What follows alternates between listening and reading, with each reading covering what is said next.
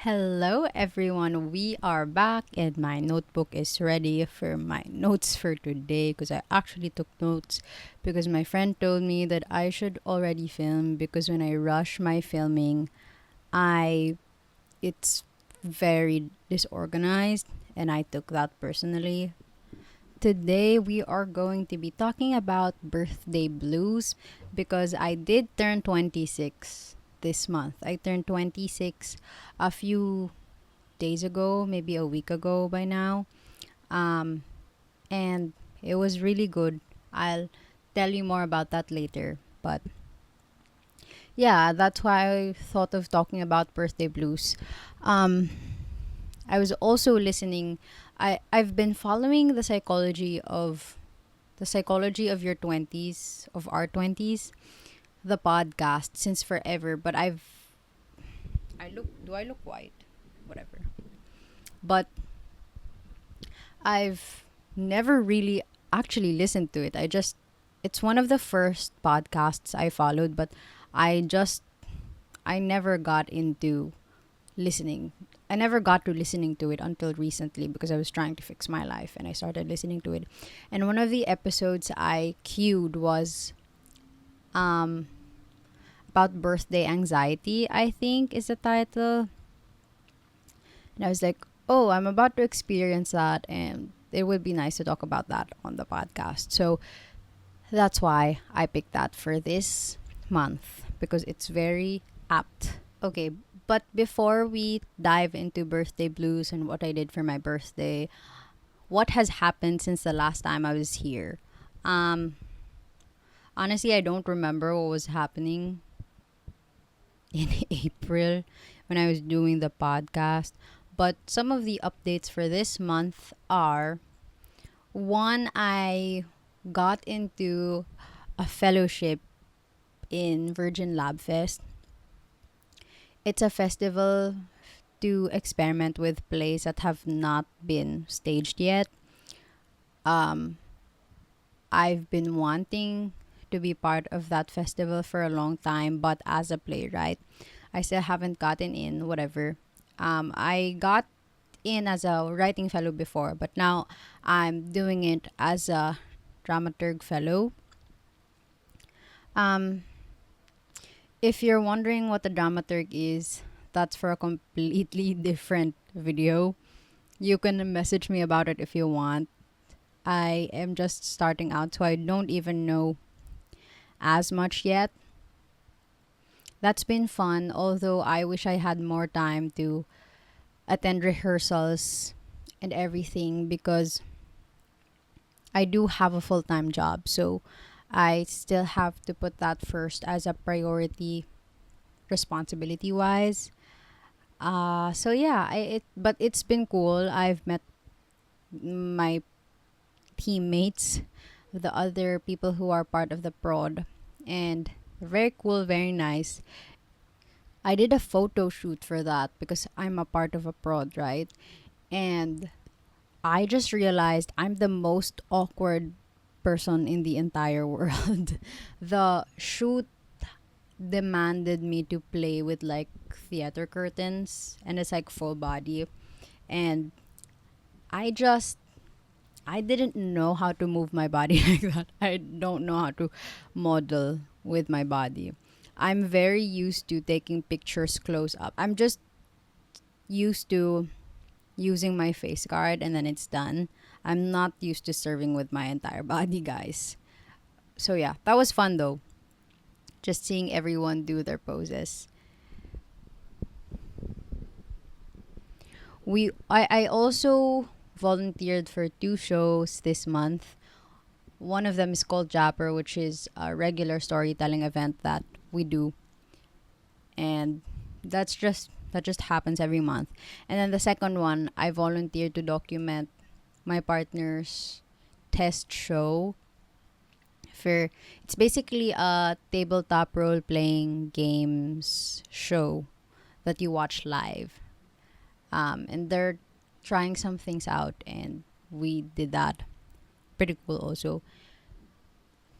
Third is, I know I said this in the previous video because I think I just did my transport shoot when I talked to you guys. That was the first one. I did the second one already, and I feel so much more at home podcasting with my co-hosts because I guess we've already met each other and we have kind of a bond. The second shoot was just such a good and light experience, and we finished at like, I like when things finish at around 2 p.m. and then I can go home. I don't have to worry about rush hour, etc., etc. And yeah, the people I work with there just I just I really like them. Like, it's not hard to work with them, and it's just fun to hang out with them also, which is important when you're podcasting, to have fun with your co-hosts, because it's basically you guys hanging out, right?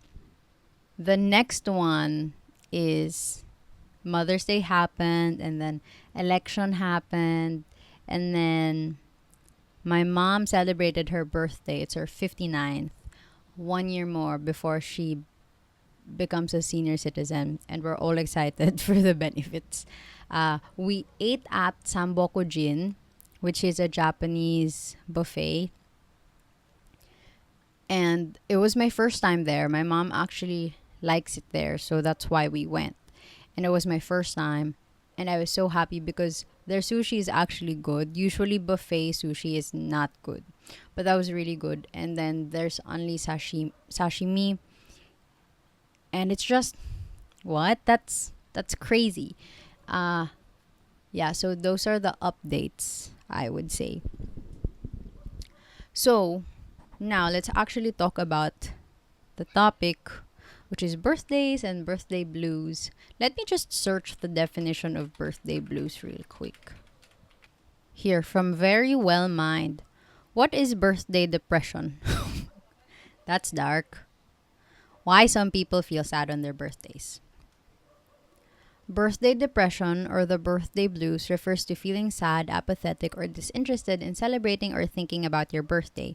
In addition to experiencing sadness, birthday depression can also include a sense of low energy or focusing on the past, including everything that you may or may not have accomplished so far. These feelings may arise in the days leading up to a person's birthday, on the actual day, and for some time after as well. So, some of the potential causes are: one, just generally being depressed. Second is anxiety if you're an anxious person. Third is the fear of getting old. And fourth, history of family drama on birthdays during childhood. Okay, so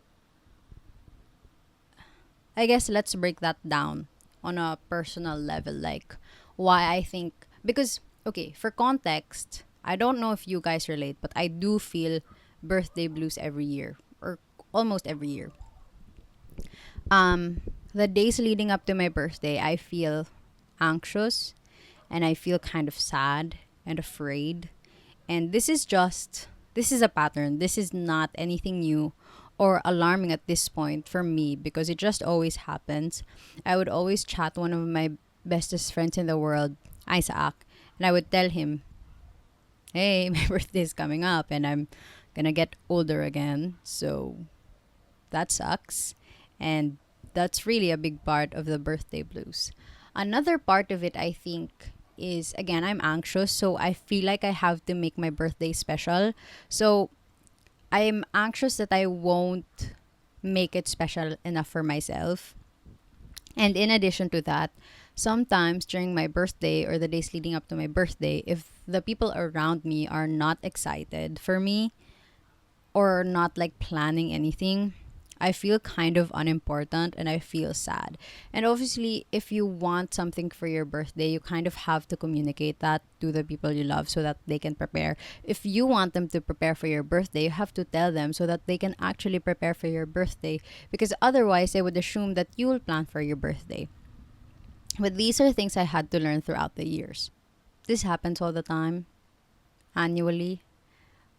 But surprisingly, this year, which is basically the oldest I've ever turned, um, I didn't, I don't think I felt birthday blues as much. I think one of those reasons is that after all of these years, as I've said to you, I have learned that I just kind of have to plan my birthday if I want to have a good day. Obviously, I can delegate that to my partner or my friends or my family, but I think I'm just not that kind of person. Decide I would just rather decide what I want to do for my birthday and then tell them and then we can do it. I it's also I think n- not experiencing birthday blues this year is a symptom of being too busy. I'm a person who makes her birthday always a big thing.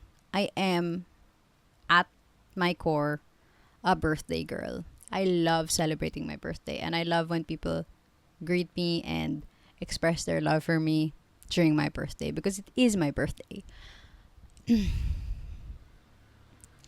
But this year, I've kind of resigned to having a simple birthday because everything else in my life has been so complicated and busy and overwhelming that for my birthday, I just kind of want peace of mind. And truly, the only thing I did that helped me achieve that is to file a leave for my actual birthday and then the Friday after my birthday so that I can have a long weekend.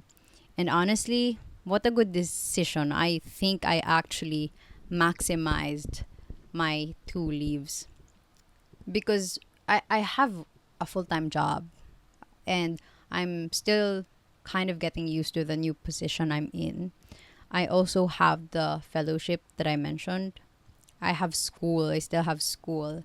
And I also have the filming of the podcast. So I think there's just a lot going on in my life that I wanted to carve out time for myself for my birthday.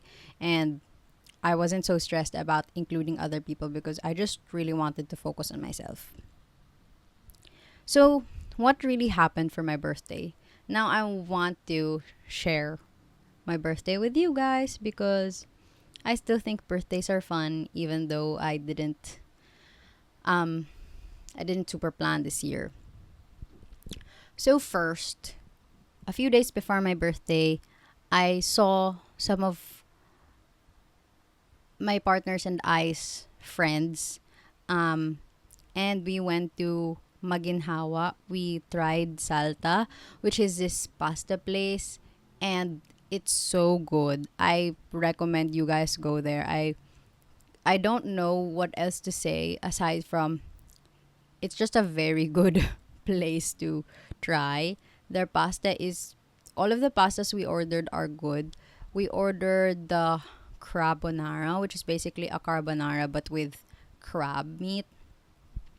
We ordered a tortellini, my favorite probably, and then we ordered chicken pesto and then we ordered pizza.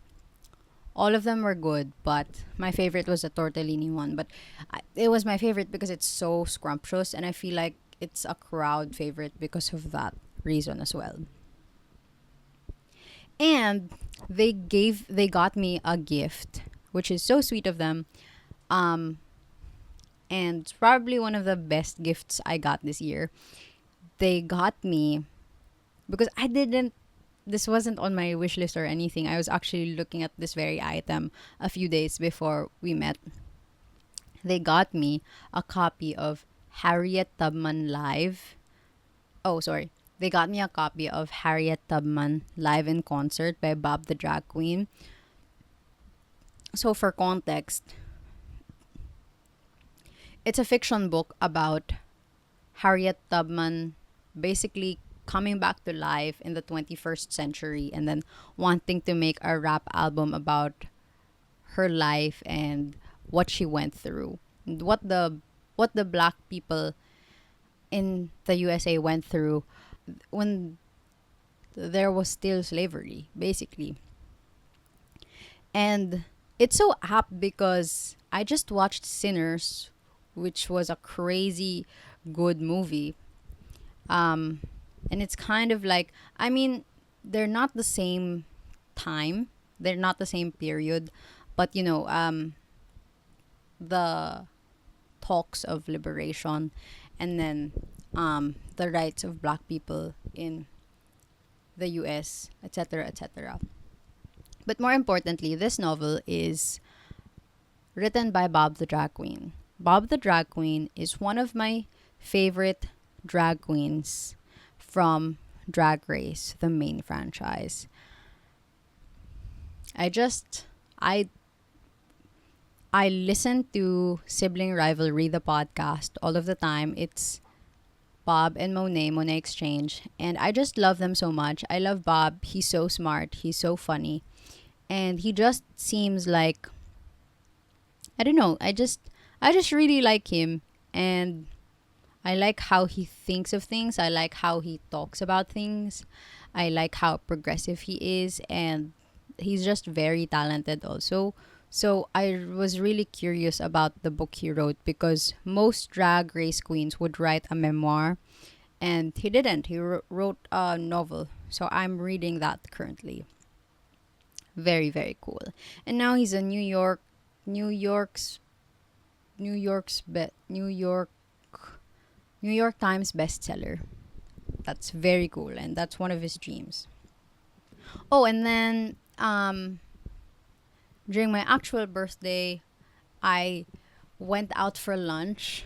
I ate at Sushi Nori with my partner, and then he gave me his gift. And then just walked around. I just really wanted some time outside during my birthday to just look at things and relax and be with myself. And then for dinner on my birthday, we just had a simple birthday dinner at home with family. And I got the cake that I always get every year from Burnt Sugar, marshmallow icing with orange sponge cake. And it's just, I look forward to that cake every year. It's basically a tradition at this point. Although I'm not sure, I might break that next year. We shall see how I feel.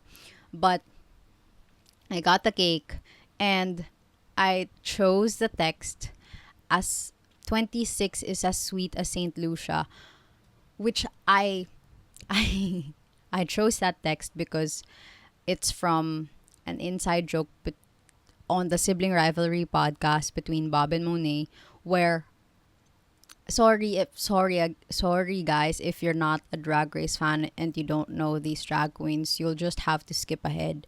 I have to talk about this. Anyway, so Bob was talking about how Monet has a Caribbean accent because she grew up in St. Lucia for a while, and Monet was like, I don't. I have a New Yorker accent. And then their producer during the podcast pulls up this old video of Monet um, winning Miss Caribbean, I think 2014. I'm not sure. And then she gets interviewed, and she has actually the thickest St. Lucian accent.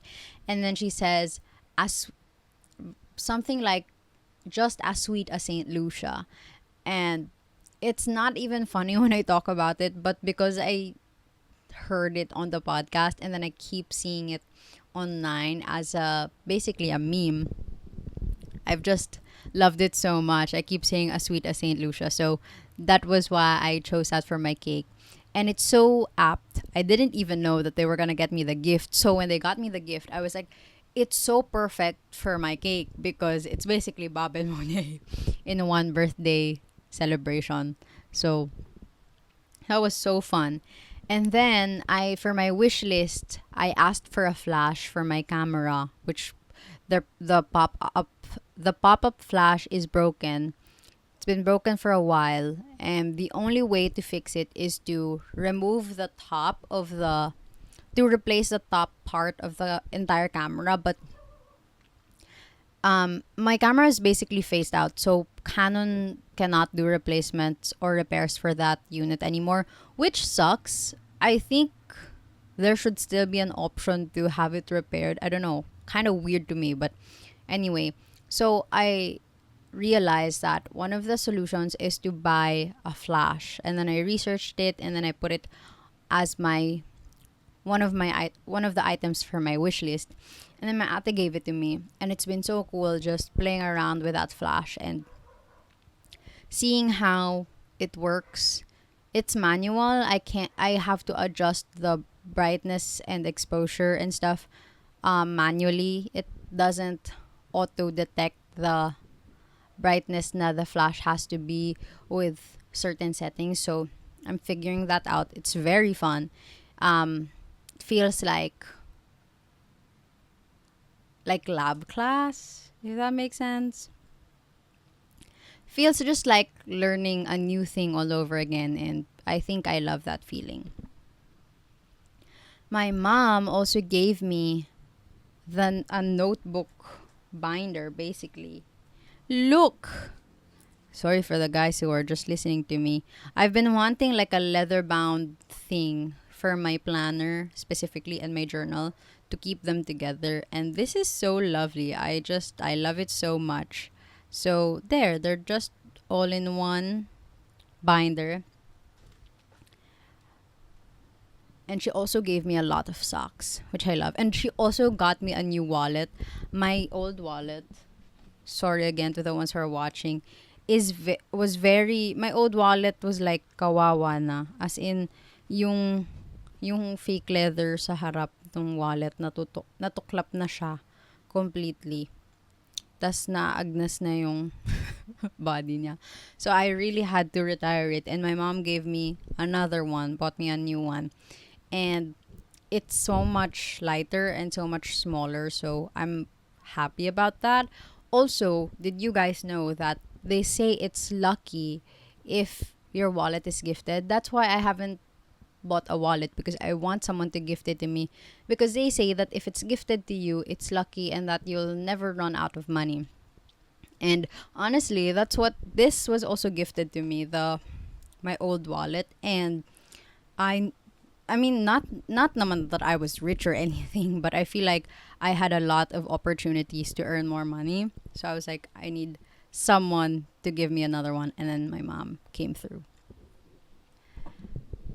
So that was my actual birthday, but for the actual highlight, I've the past few months I've been drained because again, I've been doing so many things. I feel like I've been trying to catch up on achievements because the past few years I've been so relaxed. So I've been applying to things. I just did an internship. I'm doing this fellowship, and then I'm still going to class and just stuff like that. And the past because of this, the past few months, I feel like I've been feeling I think I've been feeling disconnected internally and just with nature, if that makes sense. This might sound weird, but every few months in the city, I feel this nagging inside of me that I need to go home because I need to basically touch grass. But actually, like, I feel it's almost like a spiritual need to reconnect with my hometown, and specifically the area where I grew up in. I want to see the trees there again. I want to see how the plants are. I want to see if the mango trees are bearing fruit. I want to check if a specific plant has the flower, if it's a season already. And so I decided, I had an epiphany that for my birthday weekend, post birthday, when I filed my leave, I was gonna go home to my hometown in Bulacan to just be with myself and be with nature, I guess, and just think. I guess not even think, just to not think. So I went with my mom and my lola and my partner, and then I just ate a bunch of my favorite food from from my hometown. There, if you really think about it, some of them are not even that good, but they bring me so much comfort because they're from home, and I've been having that food since I was a child. Um, I'm so glad I was on leave. I really was not working, which is usually not the case. Sometimes I'll be on leave and then I'll still work a little. But for this, I was really like, no, I'm not even bringing my lap. I'm not even bringing my laptop. I brought my iPad, which I didn't even touch that much. The only thing I really did there was one, take photos with my flash. Two is hang out with my family and my partner and our dog. And then another thing is I read and looked at old pictures from the albums. It was also, speaking of our dog, so we brought Filipina, right? She's the sweetest girl, and it was the first time that she went home there and she was allowed to just roam around, because the last time we went there she was leashed all the time, or she was penned in the house because she was so small. But now she's big enough, so we just let her run around, and it was the freest she's ever looked. And she was so happy to just have so much space and so many new things to explore, so much to sniff. It was so, I don't know, I guess because I'm a dog mom now, I've felt so much joy in these moments with her. I feel so proud of her because we basically raised her. Another thing I loved about going home was that I forgot one thing. So here in the city, around this time, obviously it's less hot than April, but it's still very hot. And even at night, it's hot. And then when you wake up at like 7 a.m., it's already kind of hot. There, when well, how I discovered this was the first night. My partner asks me in the middle of the night, like 2 a.m., was like, "Do we have blankets?" Because we didn't have blankets because it wasn't that cold. But when he woke me up at like 2 a.m., I was like, "Oh my god, yeah, it's cold." So I looked for blankets. And then a few hours after, Filipina wakes us up because she has to pee. And so we go outside, and it's very cold outside. It's basically like how it feels here in the city when it's January and it's like some of the coldest days. That's how it felt like in the morning. And then when we woke up at like 7 a.m., it was still pretty cold. So it was so nice. The mornings were so nice. The weather was so nice. And I forgot that I could experience that because here it's just always hot during summer. There's no there's no relief at all. And I realized that when I was younger, I remember we would stay here for the summer sometimes because my siblings were studying here in the city, even though I was still studying in Bulacan. And I would sleep in one of the rooms, and I would cry because it's so hot, and even though I had a fan it would still be hot. I was like, right, that's my life now. But before I was not used to it, so that's why I was crying. Crazy. I kind of forgot that part of Bulacan. Like I forgot the weather's pretty different. It's hot. Like obviously it's still hot, but there is that.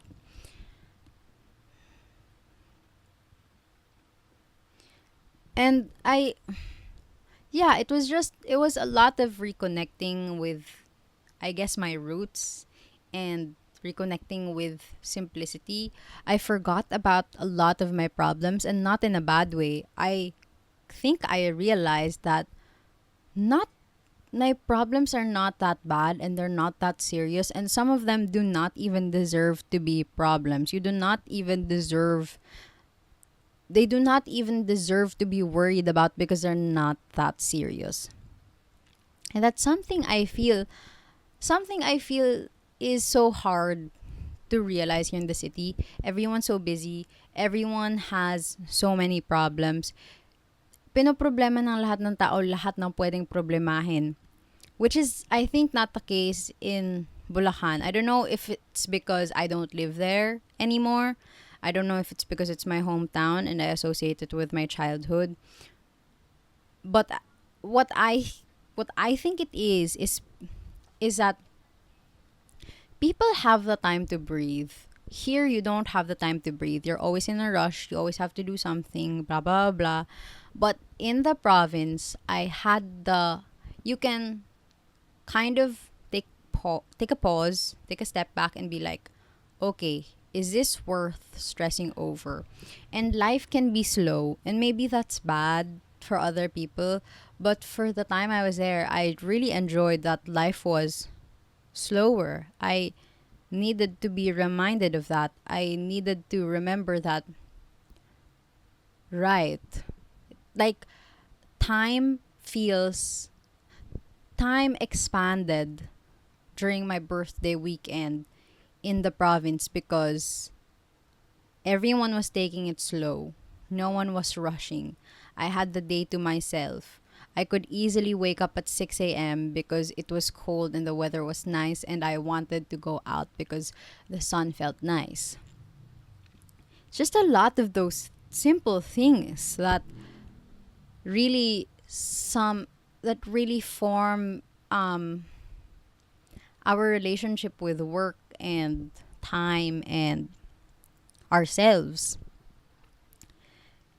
I also, one of my requests for going home was also to go back to Biak na Bato, which is basically a park. Um, Biak na Bato is famous because of the Katipuneros, Andres Bonifacio, and the others, and also I think Emilio Aguinaldo ran to these caves to hide. I don't know if I'm doing this right because our tour guide wasn't that talkative. I forgot na, but they were hiding from the Spaniards, I think, and they were there. I'm not sure, guys. Do your own research. Basta, it's popular for the Katipuneros being there at some point. And there are many caves. I wanted actually to do the caves with like a hard hat on, but it's very hard because we brought Filipina. So we just did the regular tour. And oh my gosh, I again felt so happy because Filipina was just such a good dog. She walked the entire way, even though there were so many inclines and so many stairs. She went through all of it. I'm so proud of her. And then I'm also happy because one, my mom was there and she was seeing this. And then second, my partner was also there. It was his first time in Biak na Bato. And I think he really enjoyed it. He likes hearing birds, seeing different kinds of plants, the different terrain, just seeing something new. And I think he had a good time. And I also had a good time because the last time we were there was 2020. And my life has changed so much. And it has also changed so much. Before, it was so sunny there. There's like plants naman, but they're small. But when we went, it was so shady na and cool because the plants have grown and the trees have become taller. And there were two trees that are basically already blocking the pathway. And I'm like, this wasn't here when we went. So that was just cool to see how the place has grown as well. Because sometimes I feel like my hometown does not change and I do. And it's a good reminder that it also does. I just do not see how and when, how much. But it does. It of course does, like everything else in the world. And yeah, it was just what a restful weekend. Probably one of the best weekends this year so far. Ignored the noise and just went inwards. And I didn't have to pressure myself even to think or to reflect. I just existed, and that was so nice. And I realized that I didn't have a fear of aging. Wasn't scared. 26 sounds so weird. I'm 26. I look like this and I'm 26. I think it's also because the past few months I've been seeing so much content of women in their 30s um showing their lifestyle and what it's like to be in your 30s, and I was like, wow, this looks so fun, and it looks like it's going to be an exciting part of my life. And obviously, I'm not rushing to be 30. 30 is still crazy to me, like to think about, but I don't dread it. So many women have said online that their 30s is the best part so far. And I'm so excited for that. I am excited to experience this journey and just chill, go with the flow, and see where life takes me. I I think I had a good birthday and I didn't even have to stress so much about it. So, yeah, I hope if you have not had your birthday this year, consider my suggestions. Consider what I did that made me happy, and to the people who made my birthday so special, thank you so much and I love you always. And yeah, I think that's it for now because it is 10 p.m. and I want to wash my face and lie down because I have to go to work tomorrow. So, thanks so much, guys, and I will see you next month. We made it. It's like May 28th today. Bye.